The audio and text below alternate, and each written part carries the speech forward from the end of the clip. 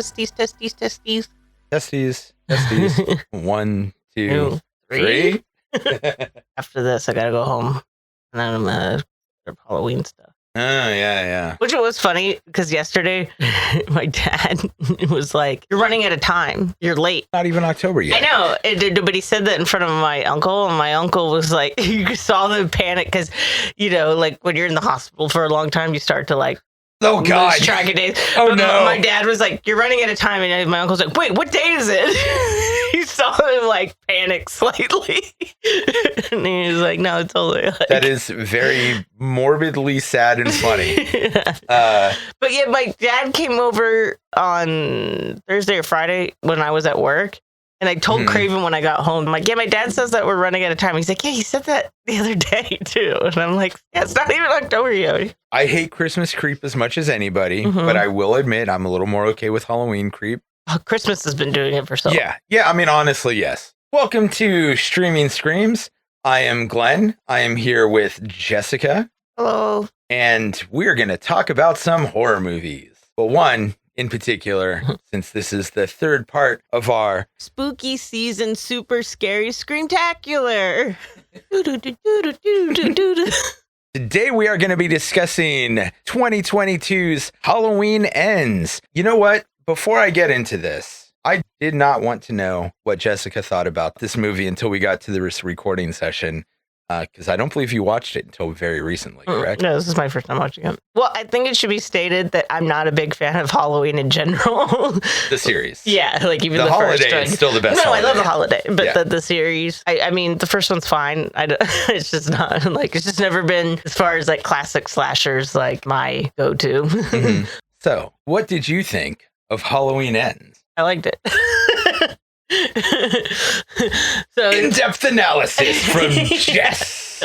Well, I'll start with saying the first one's fine, but I like this one a lot because it's not just doing the same thing like over and over. It's like tries something different, and that makes it more interesting to me. Yeah, I liked it a lot. Yeah, I did So too. did Craven. So I didn't like it the first time I saw it. Really? Because it went against my expectations. I found myself thinking about it repeatedly throughout the week. Well, and you watched the Red Letter Media thing too, because you said you agreed with them. Not yet at that point. I watched it a little bit later. Their thing hadn't come out just yet. There is this thing that has happened with numerous movies with me where I won't like them when I first see them, but then I'll keep thinking about them. And then later on, I'll watch them again and I'll be like, oh, no, wait, I love this. Sure. You know, it was that same thing that happened with Drive. Hated it the first time I saw it. Couldn't get it out of my head for like a year. Decided to watch it again. Turned out to be like my favorite movie. This is very much the same way. I did not like it when I first saw it because it went against what it was supposed to be in terms of the marketing for it. Just portrayed it as like the final showdown. Yeah, see, I didn't see any marketing for it. And everyone I know that doesn't like this movie, it doesn't seem like they really have a problem with the movie. They're just like, it was advertised as a show off between Michael and Laurie. The final showdown. Yeah, which it happens in 2018. I mean, I guess he doesn't get killed, but I'm like, they did have a showdown.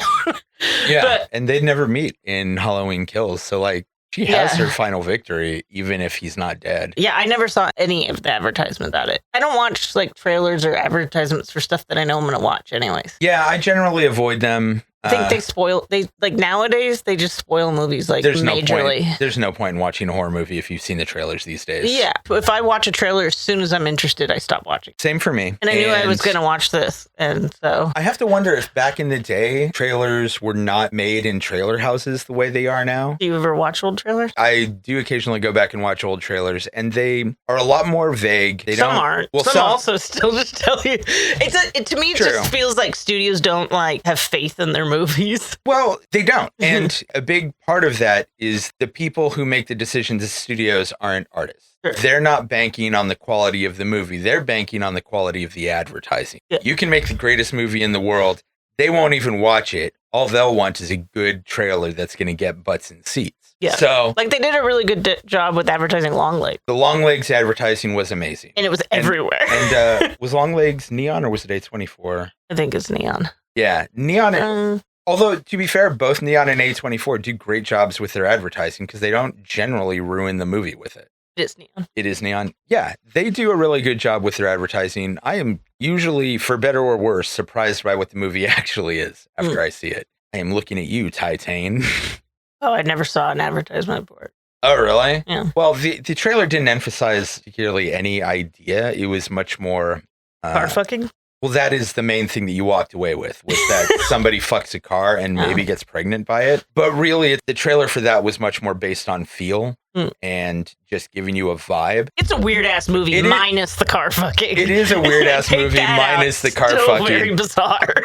True. But there was absolutely nothing in any of the advertising that told me that 2/3 of the movie was going to be this girl pretending to be a firefighter's son. Yeah. And that the main focus of the movie was actually that. Yeah. And not the fact that she humped a car and is now going to give birth to a vehicle. Yeah. That whole movie's wacky. I love that movie. But the other thing is, like, all I heard about this movie is that Michael isn't in it. So I was like, yeah, he is. What are you talking about? And I mean, he's very sidelined in it. But, I know, but even, even just saying, he's actually even if not you were like, in Halloween, the original, that much either. Sure, but he's around all the time. He's always just around. Yeah, I was like, I heard he wasn't in this. And I was like, he's not in it at all.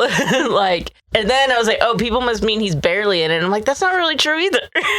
Yeah, he's in it plenty. He's just living in a sewer for a lot of it. Well, and he's not as much the focus. He's not the focus, but he's in it. Well, I mean, I would make the argument that he is still the focus because this whole trilogy has been about trauma. And one of the things that I feel like this movie does exceptionally well is explores festering societal trauma. This very much captures the way people were as a whole behaving at this point in time after COVID or a couple years after 9/11. Mm-hmm. I think that it does a great job of that. And I think in that sense, Michael is present in every scene, even if it's Corey sort of having taken the role of the primary protagonist and the primary villain. Of the movie. I know that I saw at least one trailer. I don't remember how much of my opinion of what the movie was supposed to be was informed by that one trailer and how much of it was just informed by the rest of the series. Yeah. I also honestly didn't really care because I hated kills.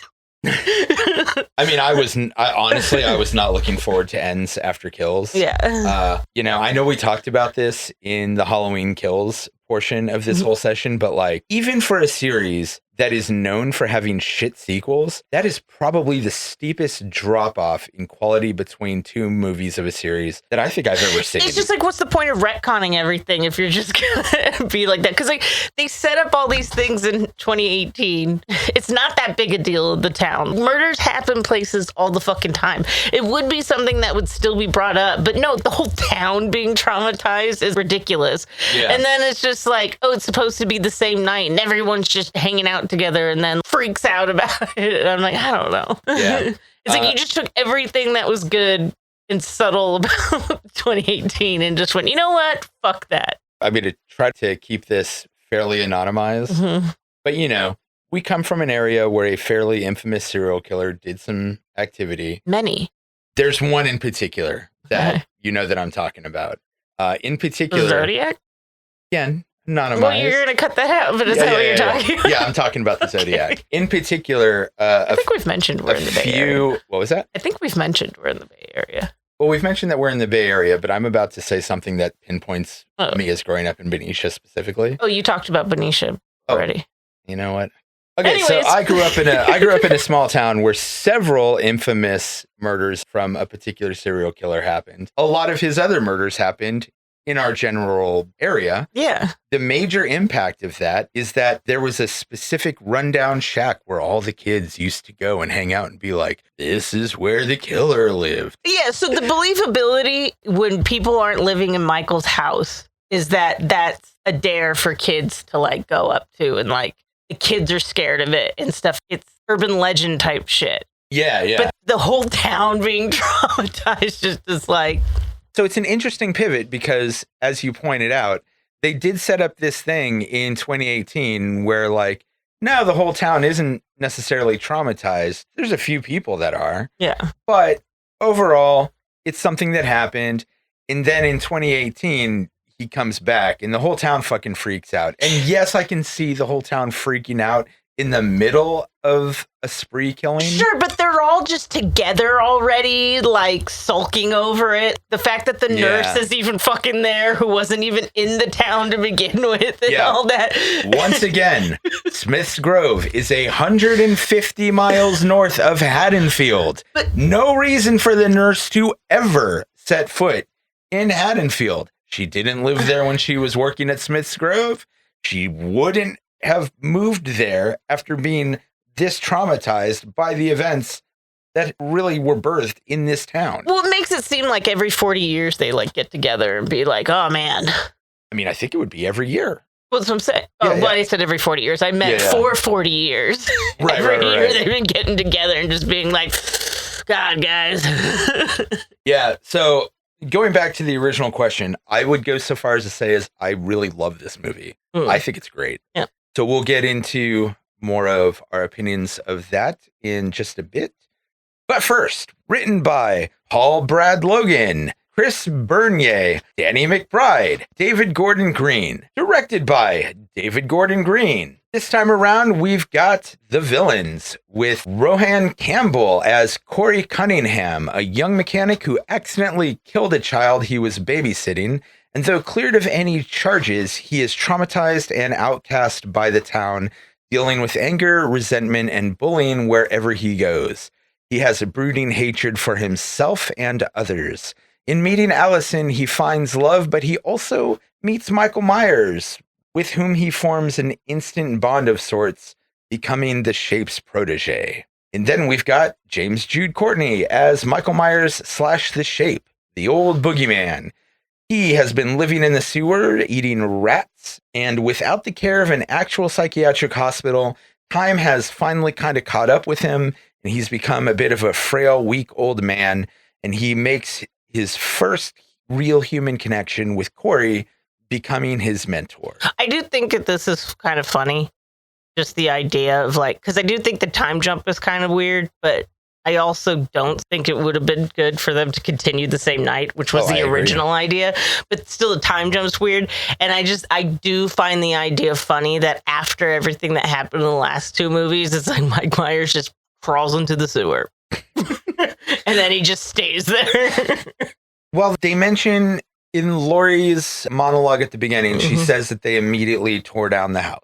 So he has no home to go to.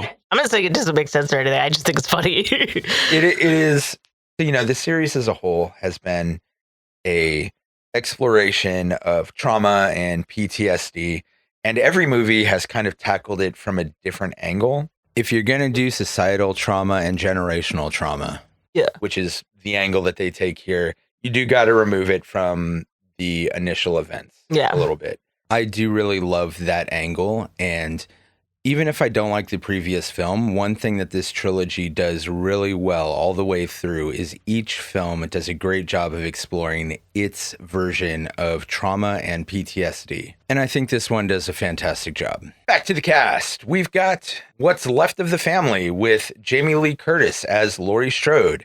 Having seen Michael Myers' effect on the town has been a bit of a wake-up call, and she's also now aware that he was never after her. So this time, instead of spending her entire life living in fear and preparing for some final battle, she has been working on healing and trying to live a normal life and writing a memoir that she is hoping can help other people, but, you know, is of course also therapy for herself. Andy Matichak as Allison Nelson, Laurie's granddaughter. She too is trying to move on, but she is struggling more, feeling very othered in Haddonfield. Not only did she lose both her parents, several friends, and her boyfriend, she is the granddaughter of the one most blamed for Michael's rampage, and the feeling of being an outsider in her community sort of makes her feel an instant kinship with Corey that turns into a romance really quickly. It is weird in this entire series that nobody just is like, just leave town. What are you all? Why do you all just stick around? Everybody hates me. I guess I'm going to still live here. Well, you know, I agree, but also it is harder to just pick up and move to a new town than it should be. No, I understand that, but there's just certain things. Again, like we mentioned in the last movie, like these kids had their babysitters murdered in their house, and you think the parents are just like, nah, we're just gonna hang out here. I do think that this is like their whole family's murdered. It's been like just a shit place for Lori. I feel like you would be like, let's just go start over somewhere. She's got that insurance money for the house. They obviously sold the other parents' house.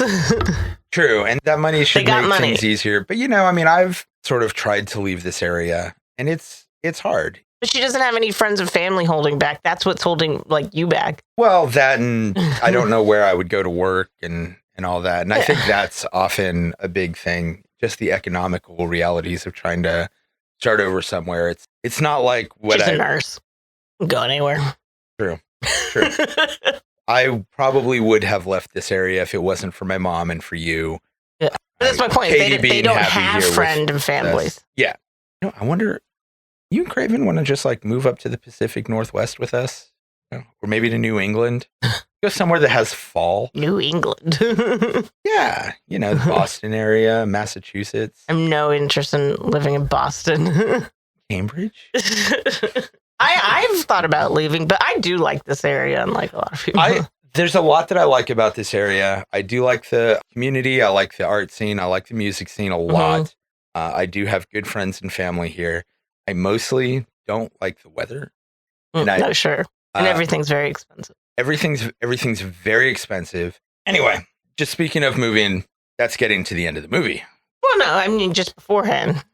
Yeah. No, after Halloween Kills, why didn't they leave? They have nothing holding them there. Yeah. That's my point, is they have nothing holding them there. You know what it is? Lori's got the hots for Deputy Hawkins. She's just waiting for that chance to meet up in a grocery store.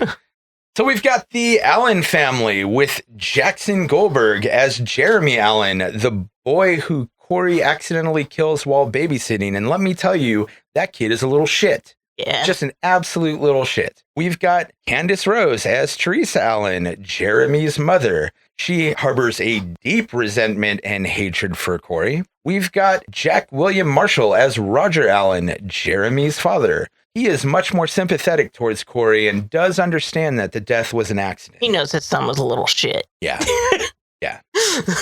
So we've got Corey's parents, Ronald, the stepdad who is kind and sympathetic, trying to help Corey throughout the whole movie. And then we've got his mother, who is overbearing, controlling, and has a really weird incestuous moment in this movie, which I don't understand. She kisses him directly on the lips, like a very not parental kiss, like right after slapping him when she's freaking out on his ass.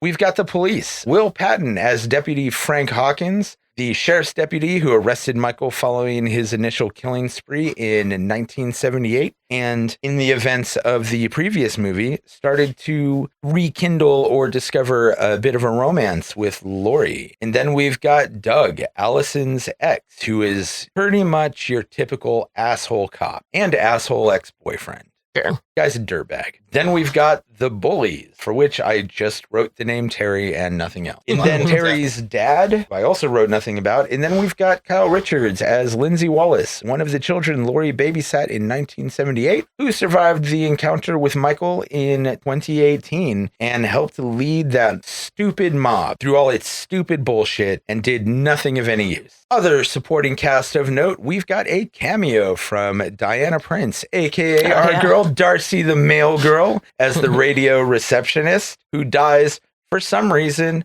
off screen. Yeah. Which is really a shame. I would love to see Darcy get murdered. It's like her whole deal. Yeah. And then, I don't think I remembered to include this in Halloween Kills. We again have music from the master himself, John Carpenter, along with his son, Cody Carpenter, and his son-in-law, Daniel Davies. Once again, excellent film score. Whatever else I might say about any of these movies, they 100% kill it in all three of them. And this one is no exception. And this is a rarity for John Carpenter film scores because John Carpenter's movies never really got as deeply emotional as this movie does, which is not to say that his characters were all flat or anything, but he didn't really do any movies exploring the depths of depression. or anything like that. And these three do an excellent film score, not just in terms of being creepy and all of that, but since this movie is more of a tragic romance, they tap into those themes really well. Once again, just excellent musicians. God, I love John Carpenter. And I think that his partnership with his family band is even better than his former partnership with Alan Howarth, who he worked with on all of his previous movies. I wonder how much input David Gordon Green and the writers would lean on John Carpenter. Be like, hey, give me some advice or some ideas here. Thought, I could be wrong, but I thought he said before that, he just let them go do your... Just let them do their thing? Yeah, because he doesn't really want not anything to do, but he doesn't want to write these movies anymore. Yeah. I could be wrong, but I do seem to remember him actually really praising this movie in a way that he has not with any of the other Halloween movies that have come out over the decade. Yeah. I also really like that if you were to take Michael Myers out of this movie and replace him with a 58 Plymouth Fury, you'd basically have a remake of Christine. See, I don't really agree. Oh, it's so Christine. No, it isn't, because the Corey has... See, this almost feels like it should be a conversation at the end. But Corey has a reason he becomes like the way he is. The dude in Christine, not really. It's just the car. Well, I mean, Arnie has struggled with being bullied and, different reasons, but it's kind of all the same stuff that Corey is struggling with after accidentally killing the kid. He's not just a dork, though. He was a dork, but He is a dork. Yeah, but that's not like... Yeah. Halloween night 2019, and 21-year-old Corey Cunningham is babe, and that's sort of another thing. Arnie Cunningham, Corey Cunningham. Like, that's got to be deliberate, right? Yeah, probably. Yeah. Sorry. I just had to make that last point about how much this movie reminds me of Christine, and I think that's deliberate. Anyway, Halloween 2019, and 21-year-old Corey Cunningham is babysitting a young boy named Jeremy, who is an absolute little shit, and he pulls a prank on Corey by locking him inside of the attic while stoking fears of Michael Myers returning. Just as Jeremy's parents come home, Corey kicks down the door and accidentally knocks that little shit over a staircase railing to his death. And as far as death scenes go, despite not being a murder, this is actually one of the best. No, it's really well done. It's so well done. And the way that kid flops up is just horrifying, but great. Yeah, I was watching this, and Craven, he had no plans to watch it. He doesn't give a shit about the Halloween movies, so he was going to go play video games in the other room, but he was on his phone when I put it on, and this scene made him stay to watch it. He was like, okay, now I'm interested. Yeah. It is a really good opening scene. It's a really good opening scene, and not just because the death is brutal, but it sets up this great tone for the whole movie. It could be its own little short story just on its own. It's so well done. And then we go to the title sequence. All three of these movies have done a pretty good job with their title sequences. I think my favorite is the first one with the rotting pumpkin just coming back. This one is also really cool. Starts with a pumpkin, but as we watch the title sequence go on, one pumpkin emerges from this first pumpkin, and it's explodes. It rips open, and it's a different jack-o'-lantern face. And then another jack-o'-lantern rips through that. Just this repeating pattern of new Halloween pumpkins being born from inside the old ones. And I know that one of them is the original 1978 pumpkin, but I think some of the others that were used in this series maybe also appear. Probably. I don't know. I know they didn't all have a cool pumpkin intro, but I think a couple of them did. Maybe I'm wrong. I haven't seen the other ones. It's so fucking long because I don't like them. I haven't either, and I have no desire to. They're all trash. Yeah, I just don't even find them fun. No. Halloween used to be my absolute least favorite horror franchise because even though I always loved the first one, the rest are all just hot garbage. Yeah, excluding 3. Except for 3. Yeah. I do absolutely love Halloween 3. Yeah. We'll have to do that one next year. Yeah. Those title sequences are just weirdly cool. 4 years later, we get a recap and monologue. What is the word I'm looking for? Montage. Okay. 4 years later. It's not. Well, yeah, I guess it's a montage. There is a montage involved here. This scene is actually really well done and serves a number of purposes. First off, we get a montage of what has happened to Haddonfield since the events. How people are fucked. Yeah. Yeah. And there's some great details in here. We see somebody who is presumably Oscar's mother having hanged herself in Oscar's Halloween costume. We see numerous other crimes and suicides, and we sort of see them all through Laurie's eyes. She's usually just sort of driving by, and we'll see some crime scene. People are always wondering, did Michael come back? But he hasn't. Yeah. And she gives us a recap of the first two movies, and also really just shows us how the town has disintegrated. It's no longer like the good-natured, wholesome Midwest town that we saw in any of the other movies. Yeah. Now it is this dreary place, and they do a great job of this throughout the whole movie. And that's something that I did notice right away that I did like, even when I didn't think I liked this movie. Mm-hmm. You know, in the 1978, as well as the first two movies in this series, you know, we see things in these happy neighborhoods full of kids running around and having fun. Yeah. We do see some chaos in the hospital and a bit of a depressing scene in the bar. But other than that, it's this warm, inviting town that is celebrating Halloween. This time, instead of these warm neighborhoods, we spend most of our time at gas stations, under bridges, in the more industrial part of town, outside of a radio station, in the sewer. Yeah. You know, it's the same town, but visually we really see like the darker side of it. And it does a great job of showing how much the town has lost its heart. Weird, because where he works, it's a mechanic and a junkyard.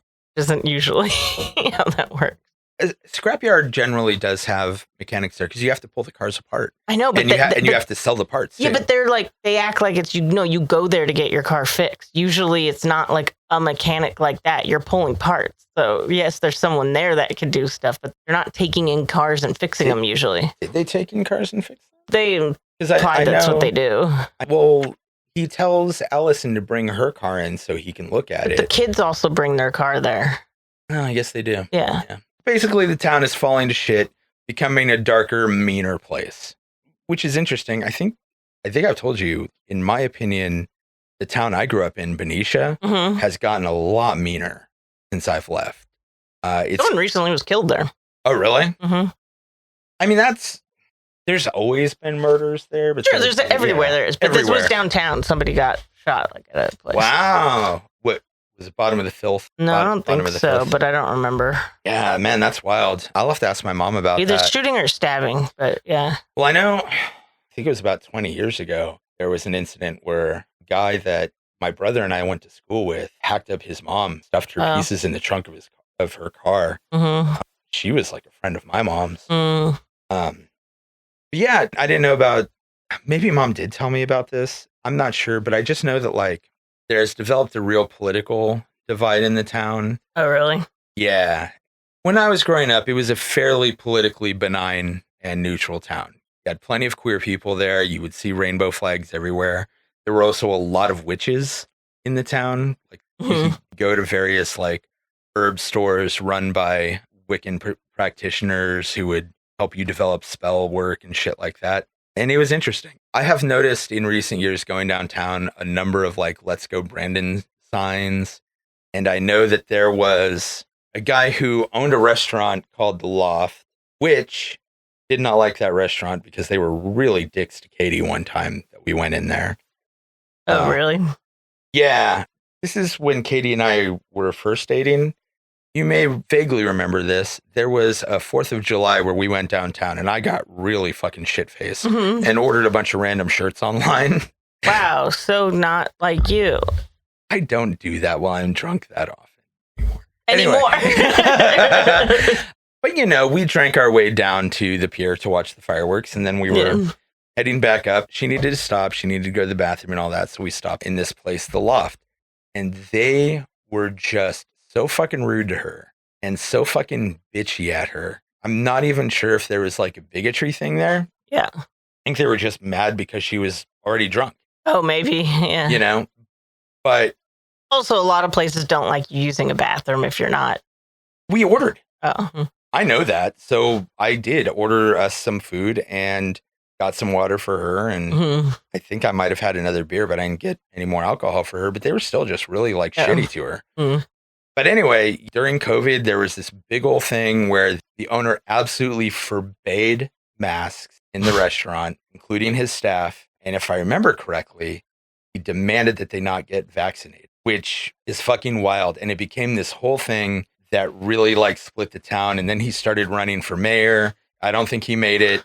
Eventually, the restaurant got closed, thank God. Yeah. And now it is owned by some very lovely people that my mom is friends with. I've been in there a number of times. It's a much nicer place, better food, and they've got like a little speakeasy bar that you can go into. It's nice. But anyway, over the past 10 years or so, there has been this huge culture shift in town, and it feels like it's gotten meaner. You know, I used to tell you like I would love to go back there to retire someday. Yeah. Now I don't. Yeah. And it's not just because like we own this house now and all that. Sure. Like I still always figured, yeah, we might sell this and go back to Venetian. Now I'm like, no. Yeah. The point being, that whole thing of watching Haddonfield just like die actually did resonate with me in a weird way. Yeah. So the town of Haddonfield, Illinois, still reeling from the aftermath of Michael Myers' latest killing spree in 2018. Laurie Strode is writing her memoir, as we just mentioned.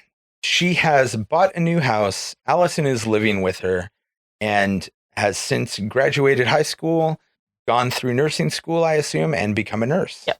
And Laurie is trying to take a different approach after witnessing everything that happened to Haddonfield 4 years ago, while at the same time learning that Michael was never after her in the first place. Seems to be a wake-up call for her. She makes a conscious decision to stop living in fear. We even see her participating in Halloween, putting up decorations, making pumpkin pie, finally trying to move on and embrace being alive. Yeah. Good for her. Meanwhile, Corey is working at his stepfather's salvage yard. Oh, so real quick, in the beginning here, they show Corey riding his bike to work in the beginning. In the canal, there's graffiti that says "Love lives today." Instead of "Evil dies tonight, love lives today." Yeah. Go fuck yourself, Haddonfield. Go fuck yourself hard. I'm like, is this the live, laugh, love of Haddonfield? God damn it. It's just the one time that I noticed it instantly. I even like around it because I was like, hold on. That's so dumb. Yeah. And also kind of ironic because there's clearly no love left in this fucking town. It is a miserable place now. Anyway, Corey is working at his stepfather's salvage yard. After being accused of intentionally killing Jeremy but cleared of manslaughter, his stepdad seems to be the only one who really cares about him. Yeah. The rest of the town treats him like shit. He faces bullying and accusations everywhere that he goes. But his stepdad, however, seems to care about him, keeps him employed, gives him a motorcycle at the beginning of this movie. Yeah. Like it's kind of a fixer-upper, but he's sort of the opposite of like the evil step-parent that you see in so many movies. Well, because his mom's obviously like broken by the whole experience. His mom is a fucking wreck. So on his way home, he is taunted by some bullies after procuring a bottle of chocolate milk, and while trying to stand up for himself, gets that burning inner rage and just crushes the bottle with his hand, obviously injuring his hand. Yeah. Laurie sees this happen because she is now like the all-seeing Laurie who notices everything going on in town. So Laurie sees this happen. She gives him a little bit of a pep talk and shows him a little bit of kindness and helps him get some revenge by slashing his bully's tires. Just a quick side note. Really nice touch. The bullies are band students. Oh, are they? Yeah. They're like the marching band. Oh, yeah. And this last time I was watching it, I was just like, man, this is such a great detail because imagine how low it has to be an adult being bullied. And not only is it high school teenagers, but it's not even like the football team. It's the marching band. Yeah. It's the people who are considered losers by the rest of the high school. Sure. Stereotypically speaking. Especially in movies. Yeah. I'm not bagging on anyone in marching band. I knew plenty of band kids in school. They were all friends. Trent Reznor was in marching band. Trent Reznor was in marching band, and it cracks me up every time I see pictures of that. Absolute proof that the kids in marching band could potentially be the coolest person in school because Trent Reznor is the shit. I love that man. I hope I get to shake his hand someday. And if that ever happens, I hope I don't lose my composure like some weird fanboy. I'm pretty good about keeping my composure when meeting people I admire. Except for one person that you don't even really admire. I don't even think I'm bad at keeping my composure with him. I'm just really bad at trying to have a drink with him. When we start a Patreon, we'll have to like include just us talking about that incident or those incidents. Yeah. Really fun shit.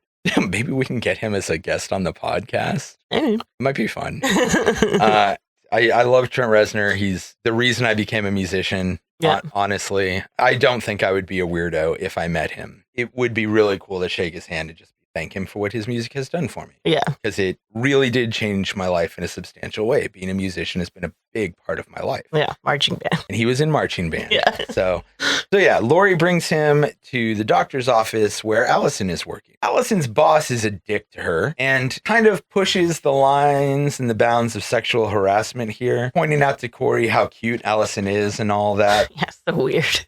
This guy's a fucking sleazy ass creep. I've said it in many episodes and I'm going to say it again. Guys, be better than this. As Allison is working on Corey and they're starting to develop a slight bit of a rapport, he finds out that her car could use some work. So he tells her to bring it into the scrapyard the next day so that he can take a look at it and see if he can fix it. The muffler's falling off. He says it just needs some screws. At the junkyard, they start to flirt and develop like this real romantic attraction. And he does the typical romantic comedy first date thing of teaching her how to ride a motorcycle and all that good stuff. He's on back and has his hands over hers. Being like, you do it like this. The way you said that sounds like you're describing teaching someone how to give you a hand job. I'm just saying. Which, as we know from all romantic comedies, the whole man teaching the woman thing is an important part of the mating ritual. He's like, oh, I gotta like fix your car. And she's like, I don't care about my car. I came here for you. Yeah. It's like her muffler's falling off too. It's like, you gotta get that taken care of. She does. But oddly enough, it becomes an important plot point later. Sure. As much as I did not like the approach of what if Halloween was an action movie in Halloween Kills, I absolutely do not hate the what if Halloween was a tragic romance angle. I think it works. So, basically they're just starting to bond over being outcasts in this shitty, dead-hearted town that they're stuck in. So Laurie happens to run into Hawkins at the store.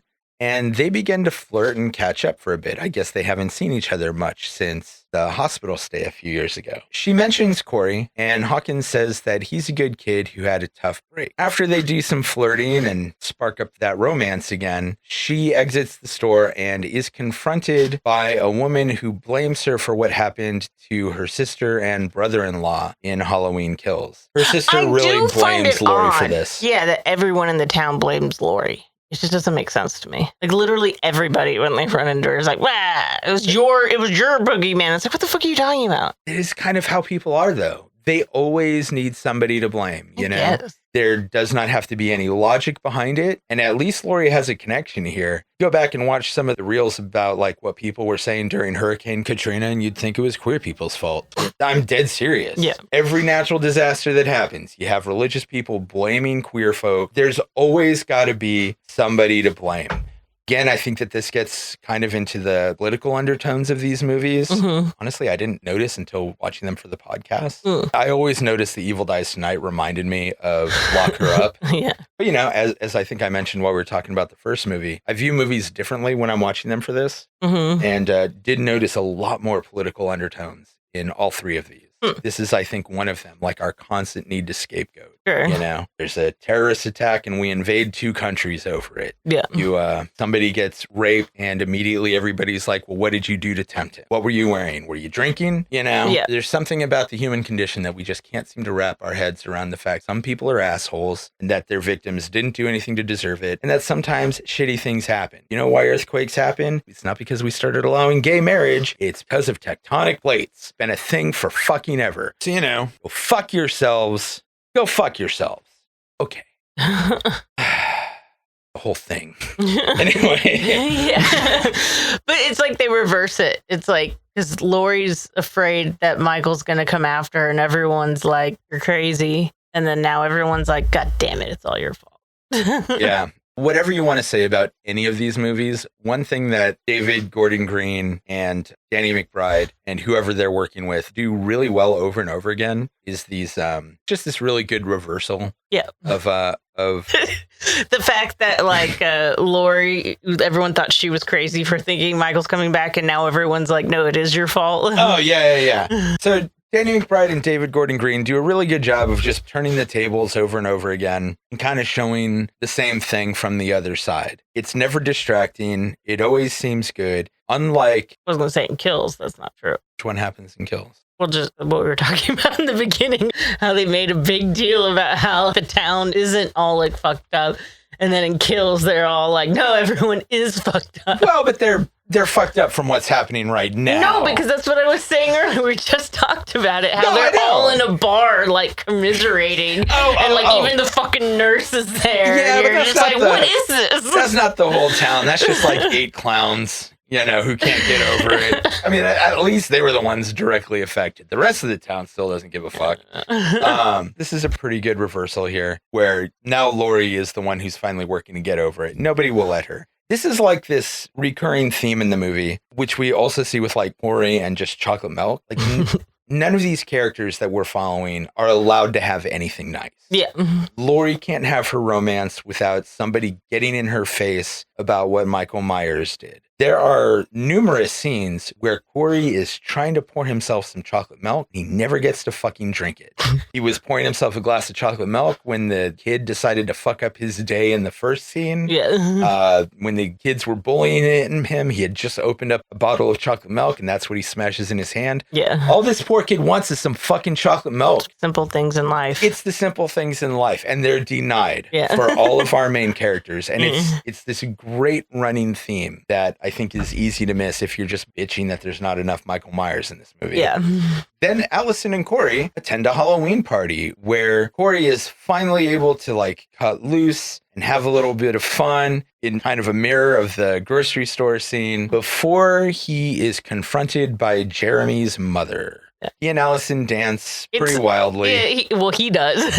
Well, they both dance. Well, they don't dance, but he's all like, yeah, and he gets on the floor and everything. And it's just like, all right. The interesting thing here is that if you watch this dance, you can see the story of their relationship throughout the whole movie played out in the dance, complete with the very end where she's holding his head in the same way that she'll be holding it later when he's dead. Yeah. Spoilers. However, he does take his mask off and steps up to the bar to grab a drink where he is confronted by Jeremy's mother. And obviously, she hates his fucking guts. Yeah. And has a lot of resentment towards him. And oh boy, does she just rip into him. I just also thought it was weird that the mom was there. I mean, where else would she be on Halloween? Well, her son died on Halloween and she's still like super upset. I don't know. Because how long ago did the kid die? So the kid died in 2019. This takes place in 2022. Okay. Or no, this is... maybe. 2022. Yeah, I could imagine that. Because her husband's not there. Though, are they still together? Because we never see them together. We never see them together. The way he talks... I just realized I was not speaking into the microphone just now. We never see them together again, but the way he talks when he's doing his monologue later, it does sound like they're still together, but it also seems like they're fairly distant. Sure. Which happens a lot when kids die. Most couples divorce after losing a kid. Yeah, very few. Statistically, very few people stay together after the loss of a child. So anyone who's listening to this, definitely hope you never lose a child. But if you do not forget to be there for your partner, because that's the big thing that causes divorce after a kid dies. It's that both parents are so absorbed in their own grief that they can't help each other. Well, and also like what you were talking about, they'll throw blame towards each other. There is that a lot of the time too. But even when there isn't blame, it's just so hard to get past your own pain. Yeah. So upset, Corey starts to leave the party and Allison chases him out and sort of tries to comfort him and offer him this connection. And I'll be honest, man, I found this scene so goddamn sad. Like, I actually was bummed out watching it. Like, Allison's holding out her hands to him and really offering him like this genuine human connection. And he's just like, fuck this shit, I'm out. But he has every right to be upset because he didn't even want to go. She like pressured him into going. Yeah, but and that's exactly why he didn't want to go. I know. And he's not wrong, but eventually you do have to leave your bed. You can't just spend your whole life working on a motorcycle. Sure, but hiding from everything, you know. But no, he's not wrong. She's not wrong. And honestly, the mother isn't wrong. This is not a situation where there's a bad guy. Yeah. It's just a really shitty situation. But they still get into a fight and Corey bails. While he's walking away, he runs into the bullies who are all pissed off about him slashing the tire and about the band kid not knowing that you're not supposed to drive on a fucking rim. Well, it also like the slashing the tire. When I watched this, I was like, why would you do that? Because it's obviously you. Like, if these kids are already harassing you, of course you're going to get harassed more later. Well, yeah, but the point is to, you know, let him know, fuck you.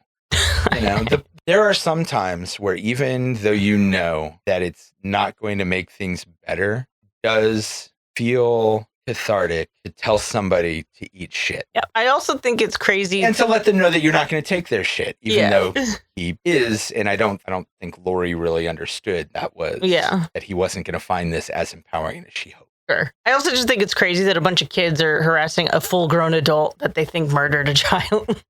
Yeah. It does seem kind of dumb. But I mean, again, this is how deeply low he is. He is an adult. And he's being harassed by high school band kids, marching band kids. Yeah. Just goes to show how pathetic he is. He supposedly is a child murderer and they're not even scared of him. Right. In fact, one of them yeets his ass off of a bridge during this confrontation, which kind of pisses off the rest of the kids, but not enough that they're not going to keep hanging out with, which is weird. One of them's like, well, who's the psycho now? Yeah. Imagine getting thrown off of a bridge by a fucking band geek. Pathetic, Corey. Yeah. Kidding. Anyway, so yeah, he runs into the bullies. They throw him off the bridge. And in the meantime, Allison goes home angry and beats up on a microwave. The microwave becomes important later, too. Yeah. The microwave keeps blowing up food throughout this movie, which... I didn't know microwave. Not that expensive. Yeah. Or you can do what Allison does and take out your life's frustrations on it. Definitely one of the safer appliances to trash while plugged in. Corey is dragged into the sewers, and when he comes to, he's sort of looking around, and the shape reaches through a hole in the wall and starts choking him out. And they kind of have this moment, and this is one of the most controversial moments in the movie, because this is the part where everybody is like, oh, so he is supernatural. And Craven, too, he saw this. He's like, oh, he's transferring his power, his evil. I don't think he is, but they lock eyes. My interpretation of this has always been that he is looking into... He's the darkness in his soul. Yeah, kind of. Yeah. Two things are happening here. One, the real Haddonfield boogeyman is trying to choke him. Yeah. I think that we get his life flashing before his eyes. Yeah. At the same time, there has always been this real big thing about eyes in these movies. And we didn't talk about it in either of the other two discussions, but as far back as Halloween 78, Loomis is always talking about Michael's eyes. Sure. How you see that there's nothing there but like the blackest eye. Yeah, the blackest eyes, the devil's eyes. Yeah, all of that stuff. And that actually continues in the other movies here. We hear a lot of talk, particularly from Laurie, about looking into Michael's eyes in both Halloween 2018 and in Halloween Kills. And that theme doesn't stop. I think we're just getting what's happening in Corey's head as he is looking into these eyes. Yeah. Seeing the darkness, Corey sees something that's been growing in him reflected. Well, maybe the theme is that evil just exists. There is no reason, or evil can be created, which would be Corey.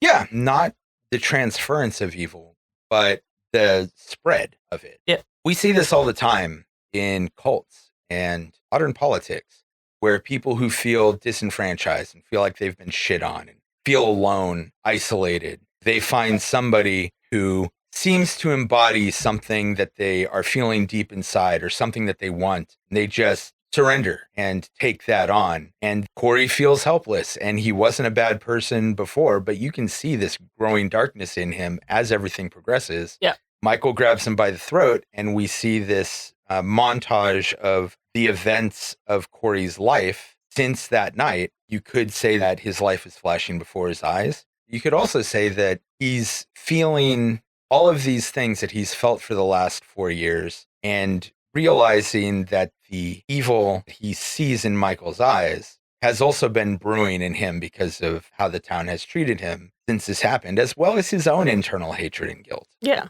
He's like, oh my God, you understand me. Your music saved me.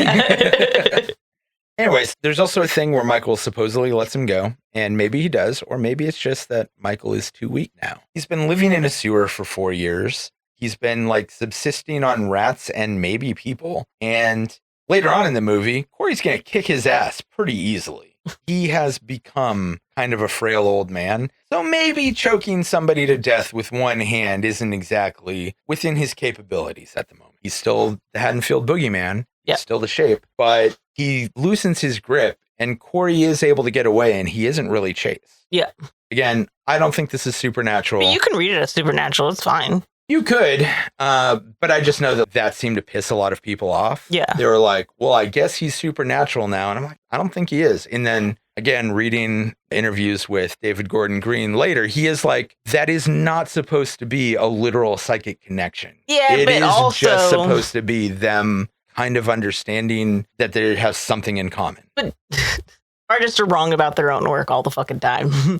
Like, if the vast majority of people interpret it in another way, like... I guess, but... I mean, that's his interpretation, and that's also my interpretation. Yeah. And it was my interpretation before I read his interpretation. So I'm going to stick with it. It Whatever. wasn't supernatural. Y'all bastards are wrong. I just think it doesn't really matter. At the end of the day, I don't think it matters that much either. Yeah. So Corey does escape. On the way out, he's confronted by a homeless man. They have a bit of a struggle, and Corey stabs him to death. And it's possibly an accident, possibly not. But if it isn't, it's self-defense. Either way, the ice is broken. It looks like it's an accident at first, but then he's like, well, I'm here. Yeah. I agree. It seems like the first stabbing is not intentional, but then the second one is like, you know what? Fuck this guy. Yeah. And this is where the ice breaks. And Corey has now officially killed a second person, this time a little less accidentally. Yeah. And this is obviously, particularly right after having stared into the darkest eyes, the devil's eyes. There's something really unique about Donald Pleasance in that he was genuinely a really great actor. And these deliveries are all really great. But you can still make fun of them. Sure. Somehow. It needs to die. It's also just ridiculous for a psychiatrist to be saying this, like a medical professional. Yeah. Here we get back into the same thing we talked about with Prince of Darkness. John Carpenter, great ideas. Maybe should study a little science before he goes and incorporates it into his movies. Anyway, after this point, Laurie's feelings for Corey take a hard left turn when she looks out of the house and sees him staring at the house the way the shape was staring in Laurie's window. Yeah, he's standing behind the bush, like partly out. Like halfway behind a bush. Exactly, like the first one. And you know that because they show you, which I just don't like when movies do that too much. You know what, honestly, what I find really weird is that movies do that way more today than they used to. Yeah. And I find that strange because now we have DVD and video on demand. Yeah. In the 80s, you weren't going to go back and watch that scene again. Also that you had to maybe if you were lucky enough to have a VCR, you know, but did you have that movie? It's just referenced so much in just pop culture nowadays anyways. Yeah. It's like, who doesn't know about that? Yeah. I do think Laurie, though, she turns way too fast on him. She does. It is instantaneous. Yeah. But then again, she looks into his eyes. And we get that whole eye thing again. I know that it feels abrupt, and I know why you're saying that. Yeah, but it could be just her projecting, because it's also not like she just sees him at the bush, and then that's it. It's like, no, he ends up coming to the door. Yeah. But, you know, there is... And she wasn't looking at him directly in the eyes. Like, I guess when he comes to the door. But still, it just seems to be like, oh, I barely know this person. I'm going to hook them up with my granddaughter to, like, the next day be like, whoa, they looked at me funny. Yes, that is true. She then goes to visit Corey's mom, who really blames Laurie for how the town has treated Corey since the death. Yeah. The whole idea being that Laurie's boogeyman having escaped, the town needed a new because they all went fucking crazy on that night in 2018. So Corey and Allison go to the now abandoned house where the kid died, and he opens up to her a little bit about it. They then go on a dinner date, but Allison's ex-boyfriend, police officer Doug Mullaney, shows up to harass them both.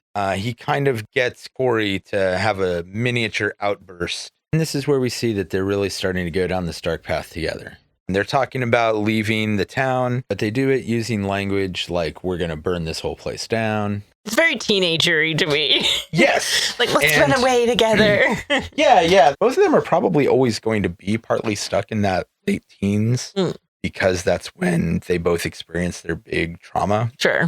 But it's just the way they talk about it and go about it. Yeah. We'll meet up. You know, this is the Halloween and Juliet. Their plan to run away really does have this sort of like edgy, we're going to burn down the town vibe. And I think that she is not taking that as literally as he is. But he has every right to flip out on the cop guy. Yeah. He would not leave her alone. She was very uncomfortable. Officer Mullaney is obviously the sort of typical piece of shit cop who's going to harass his ex-girlfriend, harass her date, find out that her date has a history and use that to harass him more. Yeah. And just overall abusing his authority here and abusing his status. Fuck this guy. Yeah. He's a piece of shit. Corey then lures Officer Mullaney into the sewer and helps Michael kill him before he goes to spend the night with Allison. And this is another really big step down this dark path for him. But more to the point, this is where he becomes the Shape's protege. Yeah. He's like, teach me. Yeah. Teach me your ways. And he kind of literally does that. He is like, show me how to do it. And he's holding Officer Mullaney down. And the Shape is like, well, all right. And stabs him. I don't know why when I was watching this, I was like, it would be funny if they had an actual montage of Michael like helping deadlifting the body, being like, being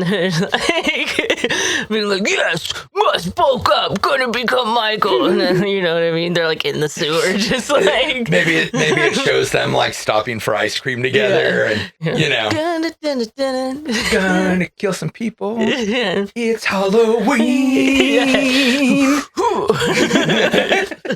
Something I don't think I mentioned earlier, I really love the Shape's mask in this one. Oh, yeah. Much like the intro sequence, the mask in all of these movies references the original, but is different. Yeah. Whereas the last was my favorite, despite being in the shittiest movie with the half-burnt face. This one, it's covered in mold and spiderweb. Yeah. So it's really like, yeah, he's just become an old man down here rotten. Yeah. After this, he goes and spends the night with Allison. And in the meantime, Laurie goes and talks with Lindsay, who is working at the bar that the Halloween party previously was at. Lindsay introduces Laurie to Jeremy's dad, and Jeremy's dad really does empathize. And he understands that it wasn't on purpose. He knows that his kid's a little shit.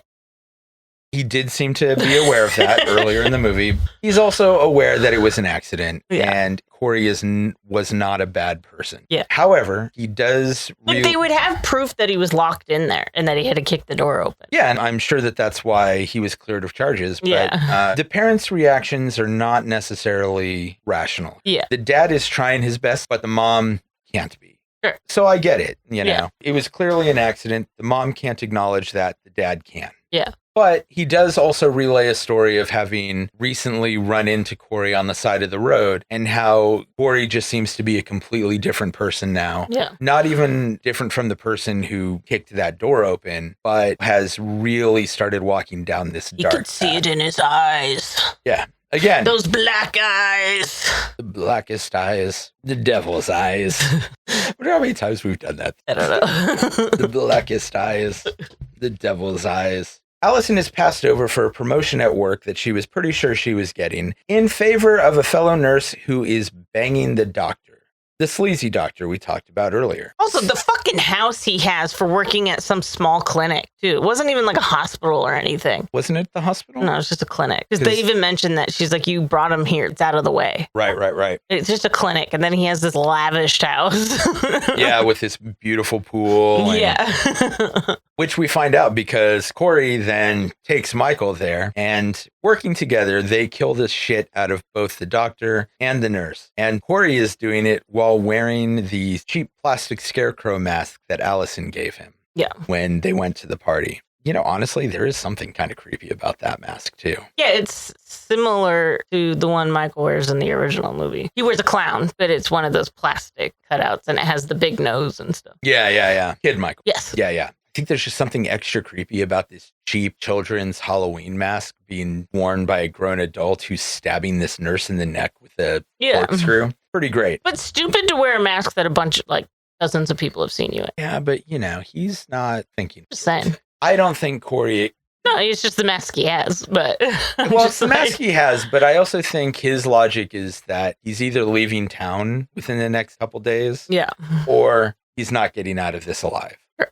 And I don't honestly know which one he's thinking, or if he's thinking both, or whatever, but he doesn't have any hope for being in Haddonfield. Yeah. An unknowing Allison agrees to leave Haddonfield with Corey because of the past trauma that both of them have, how othered they feel by the town. And in the meantime, Lori becomes increasingly suspicious of Corey. She follows Allison and Corey as they hang out on top of a local radio station and watches as the DJ/owner of the radio station harasses them and basically gives them both shit for everything that's happened with them. Yeah.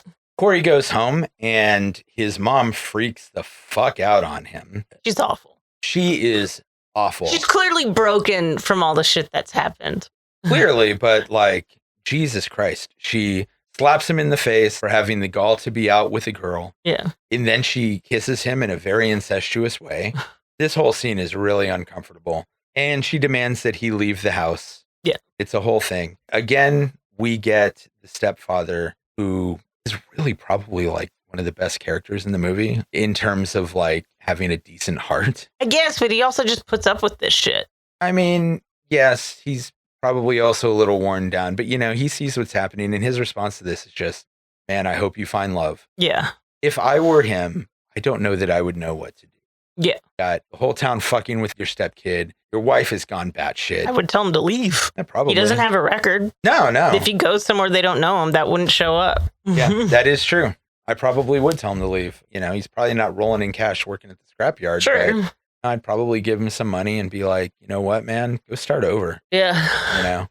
Send me a letter when you can, but this isn't for you. Yeah. Corey goes back to the abandoned house and goes to sleep on the spot where Jeremy died. He wakes up. Which is crazy. Yeah, which is fucking crazy. He wakes up and Lori is there and she offers to help him out. She was also just watching him sleep. Yes. That's also crazy. Well, I mean... just sitting in a chair, just watching. She was waiting for him to wake up. But, look, Lori is doing her best, but she is obviously still kind of crazy. Well, sure. Her paranoia is still there. She's doing her best to stamp it down, but it hasn't gone away. Her hyper awareness is still there, and she's not fighting that as much because being hyper aware isn't a bad thing, but she's still not a healthy whole person. Sure. This scene is interesting because there's actually a lot of debate over whether this scene is all in Corey's head because it has a dreamlike feel to it. She does just disappear, even though she doesn't really. She goes out the window. Also weird. Well, it's a abandoned house, probably locked. Yeah. Even the first time I saw it, I was wondering if it was real. And then I noticed... did not have that inkling at all. Well, so the thing that made me wonder if it was real was that Lori throws a paper airplane. Yeah. And there's no reason for her to know about the paper airplane because that's a reference to the first scene with the kid. Mm-hmm. And there's no reason for her to know about that. So at first, when I saw it, I was like, oh, this must be in his head because she's doing this thing that's very specific that she has no reason to know about. And then the next time we see her, she still has the paper airplane. Yeah, but also he doesn't have any real reason to know that she's changed her mind and doesn't like him. This is the first time she actually confronts him. Maybe he made paper airplanes while he was in there and she just picked it up. Very possibly. Yeah, I just did not find anything dreamlike or weird about this scene personally. I mean, it has a very dreamlike feel to it. There's just a little bit of extra haze in the house, giving it a little bit more of a diffused look.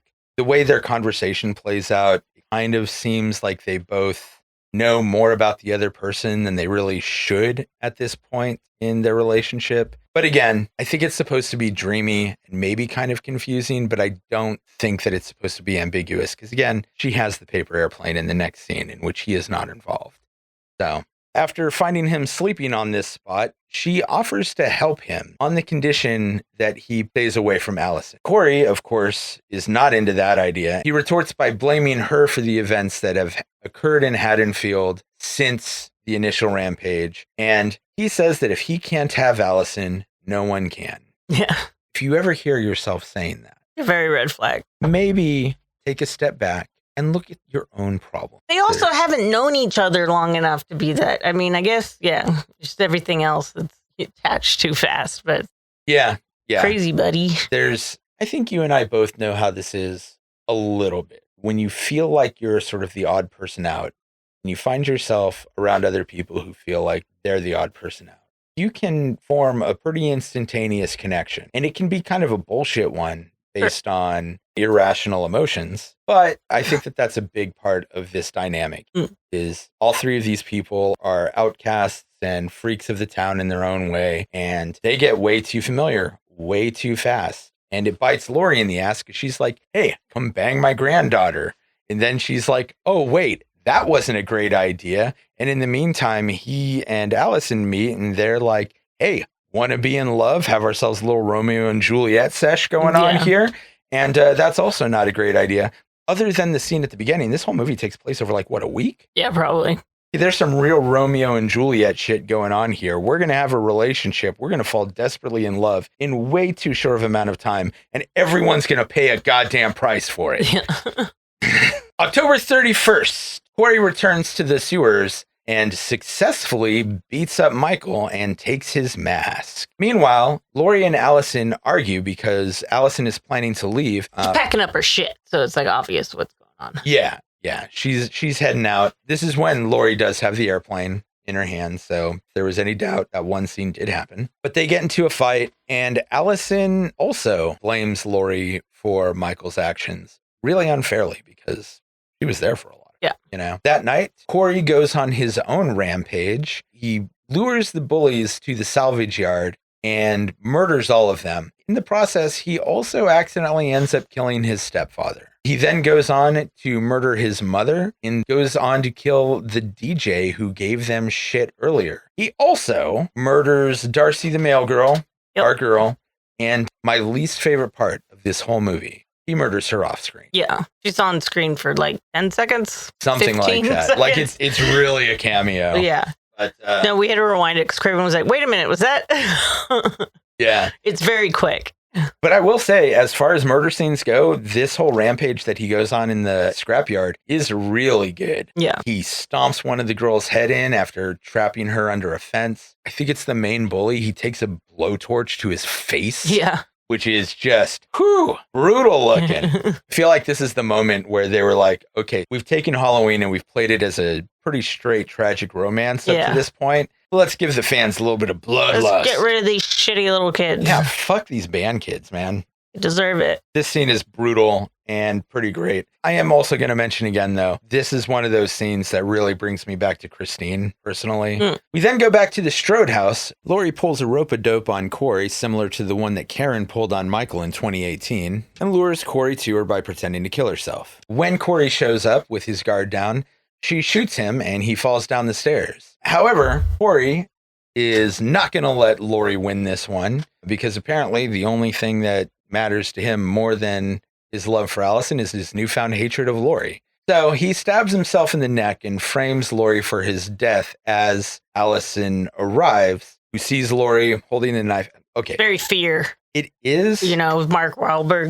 Yeah. You know what else this is, though? The single most cliched moment in the movie. Because it's literally, she walks in, Lori's standing over him with the knife, being like, it's not what it looks like. Yeah. You know, I will admit, as much as I love this movie, it has these two moments that are like, come on, guys. Yeah. This is the second. Allison sees this, does not believe that Lori did not murder Corey. Yeah. Because Corey also earlier said something to her, like, I think your grandma wants to kill me. Yeah. So she's like, so those seeds were already planted. Paranoia is finally gotten to her. Yeah. So she leaves. She's fleeing Haddonfield, even though Corey is no longer there to go with her. As she's driving away, she sees the radio station on fire and realizes her mistake, which I forgot to mention. There's this great thing where while Corey's killing the DJ, he cuts his tongue out with some scissors and just lets them flop down on this record that he's playing. The tongue is on the record and it keeps knocking the needle off. And Allison actually hears this earlier before she gets to the house, but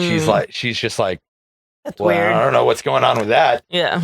Anyway, so she sees that the radio station is on fire and she realizes that she's made a mistake and that Laurie was right about Corey the whole time. Yeah. Suddenly, Michael arrives and finishes Corey off, I think by just snapping his neck. Yeah. Corey's still kind of breathing and struggling for the knife. Michael kills him, takes his mask back, grabs the knife, and he and Laurie get into the world's most geriatric slasher fight. Gonna hand it to him. They both do all right for this, but you know, it's a lot of frail old man chasing older lady with a knife, and older lady pulls a refrigerator down on him to incapacitate him. That would be very difficult to do. Pull a refrigerator down? Yeah. Nah, they're top heavy. Once you get it tilted a little bit, it'll come down hard and fast.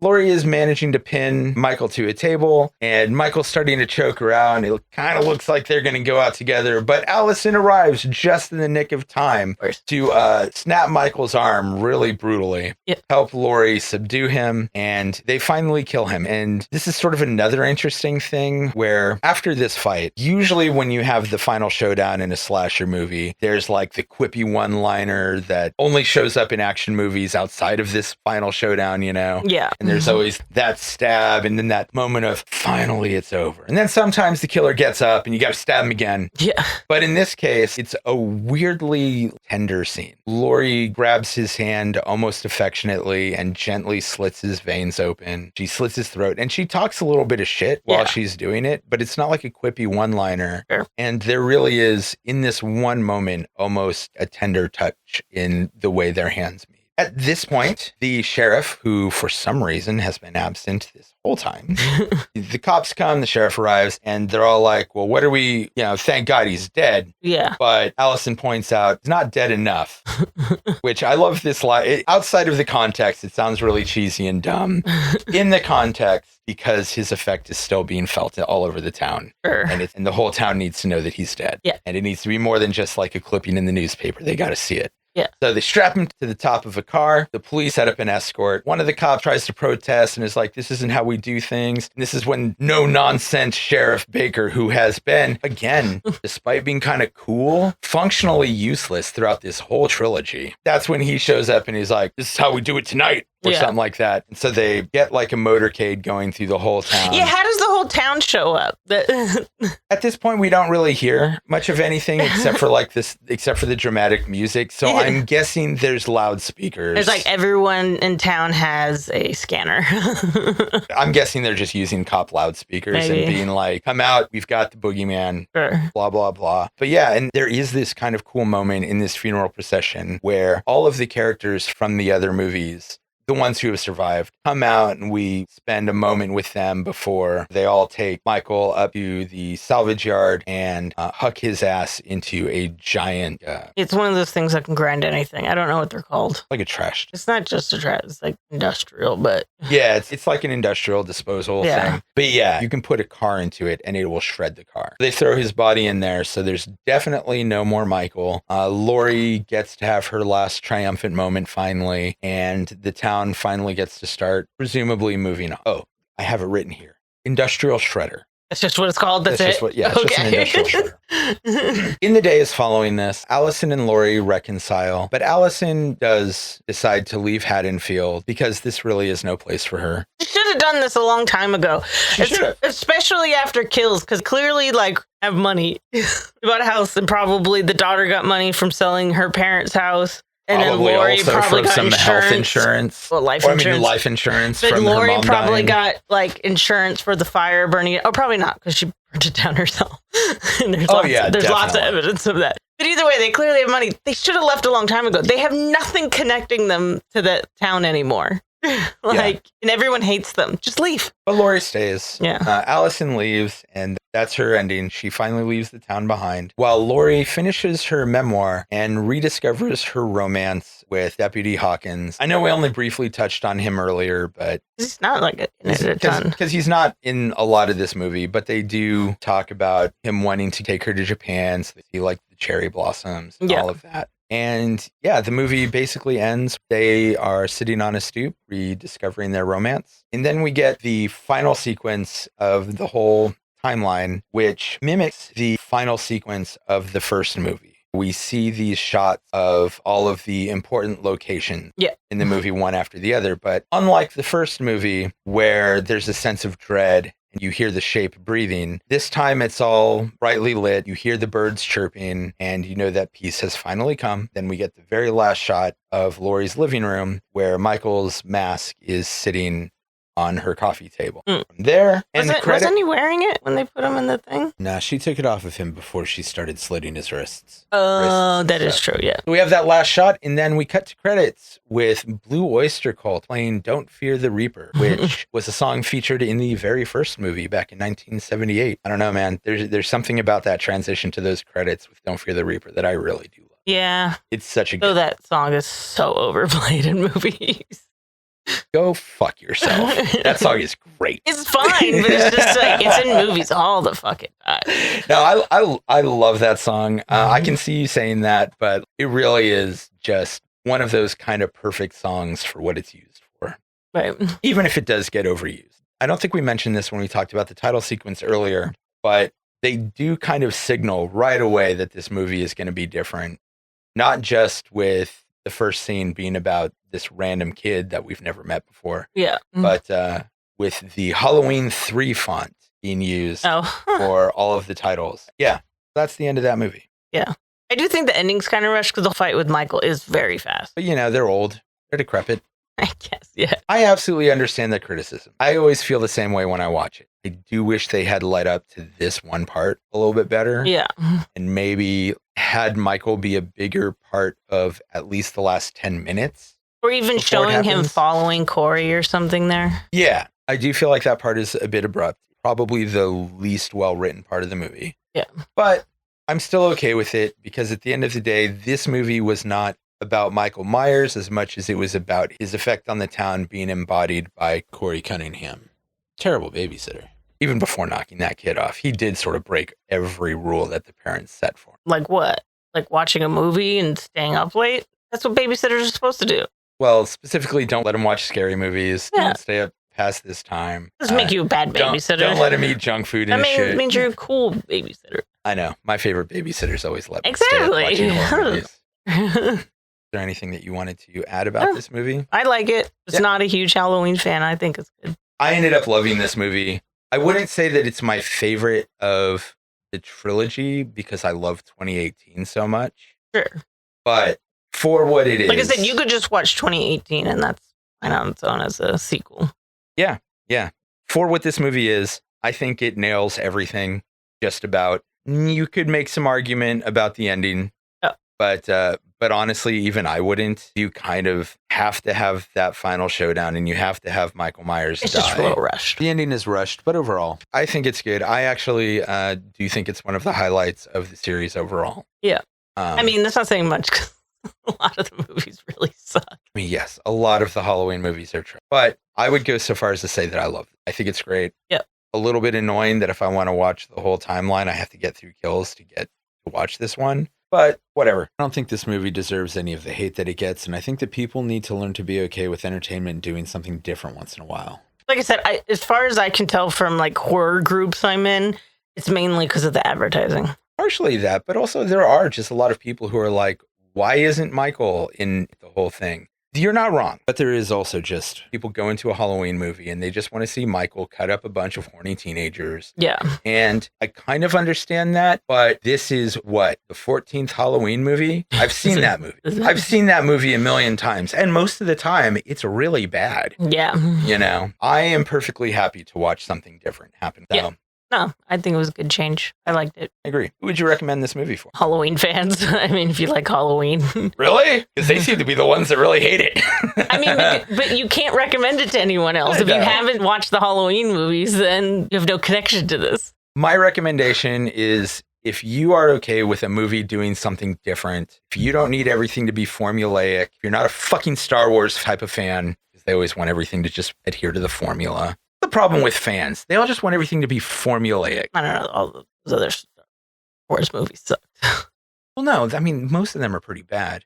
I will give The Last Jedi something different. I appreciated it. And then they immediately retcon that shit. J.J. Abrams is a fucking hack. Anyway. No, you know what? J.J. Abrams is a great idea, man. He should not direct anything. Yeah, there's like lots ever. of people like that out there. I agree. I personally think Jordan Peele is the same. I think Jordan Peele is getting better. I did like Get Out, but I understand your criticisms of it. I think it's fine. I just don't think it's as good as like try to make it out. I don't think it's as good as people try to make it out to be. It's got some definite plot holes and weird things about it. Some of the humor really does not fit. But I think overall it's a pretty good movie. Us, I liked more. But You liked more than Get Out? yeah. Ugh, But Us is terrible. no, Us was good. But it does walk headlong into the same types of plot holes and it walks into them more. I will agree with that. I actually was excited about that movie. I thought it looked good, and I've seen it twice. It's awful because, like, in most movies, there's plot holes, but you can just ignore them. You can't ignore them in that movie because there's 3 fucking monologue scenes trying to explain to you what is going on, and that's the plot hole. Yeah, yeah. You know what? The underground makes 0 sense. We'll do this movie. But I did like it more than Get Out. But Nope is the first movie that I'm really like, this is the shit. I love this movie. And that's the one most people don't like. Well, you know why? It's because most people don't have any goddamn taste. No, I thought Nope was great. I love the combination of sci-fi, horror, Western. You know, we'll talk about that one too. Anyway, I like that this movie did something different. I've seen Michael hack up horny teenagers plenty. And honestly, There's only Throughout one m- horny person in this, or 2. The doctor and the nurse. yeah. Those are the only ones that are fucking in this. The other people that die aren't necessarily horny. They're just assholes. That's what I'm saying. Yeah, no, it's great. So I've seen quite enough of that. And honestly, if I want to watch a silent masked maniac hack up a bunch of horny teenagers, for the most part, with the exception of the first movie and these 3 sequels, I'm going to Friday the 13th. Yep. That, in my opinion, is a much more solid franchise. They don't continually backtrack. So Yes, they don't. they just keep going. They're like, you know what? You know what? We'll figure it out and just keep going. Yeah, and I love that quality. Jason's takes- dead. You know what? He is dead. So let's figure out how to bring him back. Yeah. Now we got zombie Jason. I love that it takes 6 movies for that series to Yeah. go supernatural on us. And when it does, it's still just like, fuck you, we're still doing this. And it's still great. My favorite one about the second one is like, we don't need an explanation of how he became some big hulking man, but you know where he's been. He's got a little house. Yeah. Yeah, it's great. Going back to our recommendation deal, I would recommend this for people who are willing to let entertainment do something a little different and take risks and big swings and not just ask for the same movie over and over again. Yeah. So we will see you next time with the original Halloween. Ooh. Jessica, play us out.